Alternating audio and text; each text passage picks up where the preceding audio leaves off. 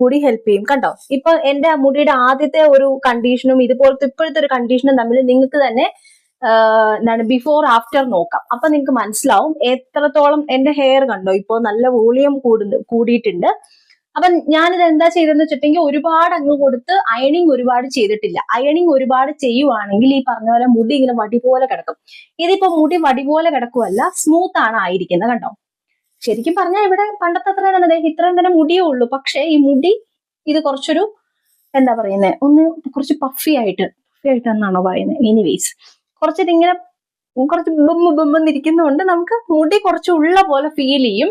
നല്ല രീതിക്ക് സ്മൂത്ത് ആയിട്ടുമുണ്ട്. കണ്ടോ, മുടി നല്ലപോലെ സ്മൂത്ത് ആയിട്ടുണ്ട്. അപ്പൊ സോ നിങ്ങൾക്ക് ഈ ഒരു മെത്തേഡ് നിങ്ങൾ ഫോളോ ചെയ്ത് നിങ്ങളുടെ ഹെയർ വന്നിട്ട് സ്മൂത്ത് ചെയ്യണം അല്ലെങ്കിൽ സ്ട്രൈറ്റ് ചെയ്യണം എന്നൊക്കെ ഉണ്ടെങ്കിൽ നിങ്ങൾക്ക് വളരെ ഈസി ആയിട്ട്, ഇനി ഇൻ കേസ് ഇതിനെക്കുറിച്ച് നിങ്ങൾക്ക് എന്തെങ്കിലും ഡൗട്ട്സ് നിങ്ങൾക്ക് വന്നിട്ടുണ്ടെങ്കിൽ നിങ്ങൾക്ക് ഡയറക്ട്ലി നിങ്ങൾക്ക് കമന്റ്